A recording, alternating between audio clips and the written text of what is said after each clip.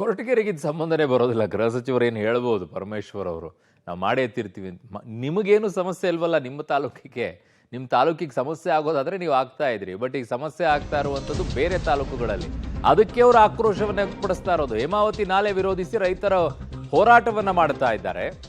ಪ್ರತಿಭಟನೆ ನಿರತ ರೈತರನ್ನ ಚದುರಿಸ್ತಾ ಇದ್ದಾರೆ ಪೊಲೀಸರು.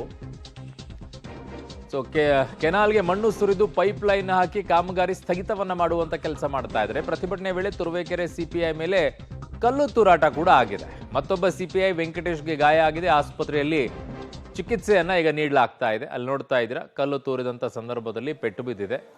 ಅವ್ರನ್ನ ಆಸ್ಪತ್ರೆಗೆ ಕರ್ಕೊಂಡು ಹೋಗಿದ್ದಾರೆ. ದೊಡ್ಡ ಮಟ್ಟದಲ್ಲಿ ಹೋರಾಟ ನಡೀತಾ ಇದೆ ಈ ವಿಚಾರ. ಡಿವೈಎಸ್ಪಿಗಳು ಕೂಡ ಇದ್ದಾರೆ. ಕುಣಿಗಲ್ ಡಿವೈಎಸ್ಪಿನೂ ಇದ್ದಾರೆ ಅದರಲ್ಲಿ. ಕಡೆಗೆ ಸಿಪಿಐ ಕೂಡ ಇದ್ದಾರೆ. ಇದು ದೊಡ್ಡ ಮಟ್ಟದ ಹೋರಾಟ ನಡೀತಾ ಇದೆ ಈಗ. ಕಾರಣ ಈ ವಿಚಾರದಲ್ಲಿ ಏನು ಅಂತಂದ್ರೆ 1298 ಕ್ಯೂಸೆಕ್ ನೀರಿನ ವಿಚಾರದಲ್ಲಿ ಬರುತ್ತೆ. 901 ಕ್ಯೂಸೆಕ್ ಅನ್ನ 4 ತಾಲೂಕುಗಳಿಗೆ ಹಂಚ್ತಾರೆ. 300 ಚಿಲ್ಲರೆ ಕ್ಯೂಸೆಕ್ ಅನ್ನ ಅದು ಕುಣಿಗಲಿಗೆ ಕೊಡ್ತಾರೆ. ಆದ್ರೆ ಈ 901 ಕ್ಯೂಸೆಕ್ ನೀರಿದೆಯಲ್ಲ, ಅದನ್ನ ಈಗ ಮಾಗಡಿಗೆ, ರಾಮನಗರಕ್ಕೆ ತಗೊಂಡು ಹೋಗ್ತಾರೆ ಅನ್ನುವಂತಹ ಆಕ್ರೋಶದಲ್ಲಿ ಈ ಹೋರಾಟ ನಡೀತಾ ಇರುವಂತದ್ದು.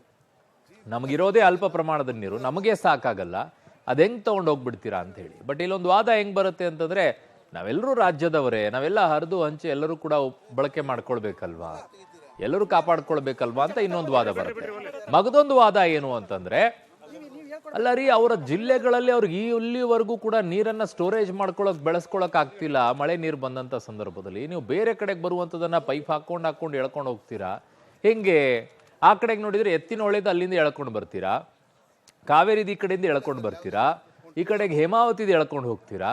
ಇನ್ ಹೆಂಗೆ ಮುಂದೆ ಇದೇ ರೀತಿ ಆಗ್ತಾ ಹೋದ್ರೆ? ಅಲ್ಲೂ ಇಲ್ಲ ಇಲ್ಲೂ ಇಲ್ಲ ಅನ್ನುವಂಥ ಪರಿಸ್ಥಿತಿ ಅನ್ನೋದು ಇನ್ನೊಂದು ವಾದ. ಬಟ್ ನಿಜವಾಗಿಯೂ ಆಗ್ಬೇಕಾಗಿರುವಂಥದ್ದು ಏನು ಅಂತಂದ್ರೆ, ಸ್ಟೋರೇಜ್ ಕೆಪಾಸಿಟಿಗಳನ್ನ ಜಾಸ್ತಿ ಮಾಡ್ಕೊಳ್ಬೇಕು. ಇರುವಂತ ಕೆರೆಗಳನ್ನ ಹೂಳು ತಕ್ಕೋಬೇಕು. ಇನ್ನು ಬೇರೆ ಕೆರೆಗಳನ್ನ ನಿರ್ಮಾಣ ಮಾಡೋ ರೀತಿಯಲ್ಲಿ ಆಗ್ಬೇಕು. ಇನ್ನು ಕೇಂದ್ರ ಸಚಿವ ಸೋಮಣ್ಣ ಅವರು ಮೊನ್ನೆಯಷ್ಟೇ ಪತ್ರವನ್ನ ಬರೆದಿದ್ರು ಮುಖ್ಯಮಂತ್ರಿಗಳಿಗೆ. ನೋಡಿ, ಹಿಂಗಿದೆ, DPR ಕೂಡ ಸಿದ್ಧ ಆಗಿದೆ ನಿಮ್ಮ ಹಳೆಯ ಪ್ರಕಾರ. ಈಗ ನೀವು ನೋಡಿದ್ರೆ ಈ ರೀತಿಯಲ್ಲಿ ಮಾಡ್ತಾ ಇದ್ರಿ, ಇದ್ರ ನ್ಯಾಯನ ಉತ್ತರ ಕೊಡಿ ಅಂತ ಕೇಳಿದ್ರು.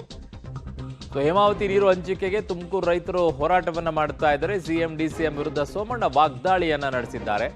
ಇಂಥ ಆಟಾಟೋಪ ಬಹಳಷ್ಟೆಲ್ಲ ನೋಡ್ಬಿಟ್ಟಿದೀವಿ ನಾವು. ನನ್ನ ಪತ್ರಕ್ಕೆ ಉತ್ತರ ಕೊಡೋಕ್ಕಾಗಿಲ್ಲ ನಿಮ್ಗೆ ಇನ್ನೂವರೆಗೂ ಕೂಡ.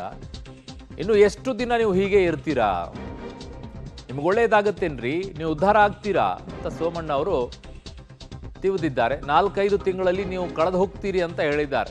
4-5 ತಿಂಗಳಲ್ಲಿ ನೀರು ಕಿತ್ಕೊಳ್ಳೋಕ್ಕೂ ಹೊರಟ್ರೆ ಶಾಪ ತಟ್ಟತ್ತೆ. ಬೀದರ್ನಲ್ಲಿ ಕೇಂದ್ರ ಸಚಿವ ವಿ ಸೋಮಣ್ಣ ಅವರು ಕೆಂಡ ಕಾರಿದ್ದಾರೆ. ಆಕ್ರೋಶವನ್ನ ಹೊರಹಾಕಿದ್ದಾರೆ ಈ ರೀತಿಯಾಗಿ. ಆಮೇಲೆ ಏನು ಮಾಡ್ತೀಯಾ? ಹಿಂಗೆ ಇರ್ತದ ಇದು? ಮೋದಿಯವರು ಈ ದೇಶಕ್ಕೆ ತಂದೆ ಆದ ಕೊಡುಗೆ ಕೊಟ್ಟವ್ರೆ. ರಾಷ್ಟ್ರದ ಸರ್ವಾಂಗೀಣ ಅಭಿವೃದ್ಧಿಯಲ್ಲಿ ರಾಜ್ಯಗಳು ಆಗಬೇಕು ಅಭಿವೃದ್ಧಿ ಅಂತ ಹೇಳಿದವರು ರಾಷ್ಟ್ರದ ನಮ್ಮ ಪ್ರಧಾನಿ ನರೇಂದ್ರ ಮೋದಿಯವರು. ನೀವು ಮಾಡ್ತಾ ಇರೋ ಕೆಟ್ಟ ಕೆಲಸ ಏನು? ನೀವು ಮಾಡ್ತಾ ಇರೋ ಹೊಟ್ಟೆ ಕಿಚ್ಚಿನ ಕೆಲಸ ಏನು? ಯಾರಿಗೋ ಕೊಟ್ಟಿರ್ತಕ್ಕಂಥ ಹಕ್ಕನ್ನು, ಅಧಿಕಾರ, ಇದನ್ನು ಕೊಟ್ಟಿದ್ದು ಈಗಾಗಲೇ ಅವರು ಪಾಪ ನೆಮ್ಮದಿಯಿಂದ ಇದ್ದಾರೆ. ಅರ್ಧ ಎಕರೆ, 10 ಗುಂಟೆ, 15 ಗುಂಟೆ, 20 ಗುಂಟೆ ಎಲ್ಲೋ ಒಂದು ಕಡೆ ಜೀವನ ಮಾಡಿಕೊಂಡು ತರಕಾರಿ ಮತ್ತೊಂದು ಮಗದೊಂದು ಸೊಪ್ಪು ಸದ್ದೆ ಮಾಡಿಕೊಂಡು ಜೀವನ ಮಾಡ್ತಾವ್ರೆ. ಅದಕ್ಕೆ ಹಾಳು ಮಾಡ್ತೀರಲ್ಲ, ನೀವು ಉದ್ಧಾರ ಆಯ್ತೀರಾ? ನಿಮ್ಗೆ ಒಳ್ಳೇದಾಯ್ತದ? ಇದರಿಂದ ನಿಮ್ಗೇನು ಅನುಕೂಲ? ಈ ಥರನೂ ರಾಜಕಾರಣ ಮಾಡ್ತೀರಾ? ಇನ್ನೊಬ್ಬರ ಇದ್ರ ಮೇಲೆ ನೀವು ಇದು ಜೀವನ ಮಾಡಬೇಕು ಅಂತ ಇದ್ದೀರಾ? ಆಗಬಾರ್ದು. ರೈತ ಮುಗ್ಧ, ಎಲ್ಲ ರೈತರು ಒಂದೇನೆ. ಅದಕ್ಕೆ ಇದರಿಂದ ನಿಮ್ಮ ಆಟಾಟೋಪ ಒಂದು 4-5 ತಿಂಗಳು ನಡೀಬೋದು. ಕಳೆದೊಯ್ತೀರಿ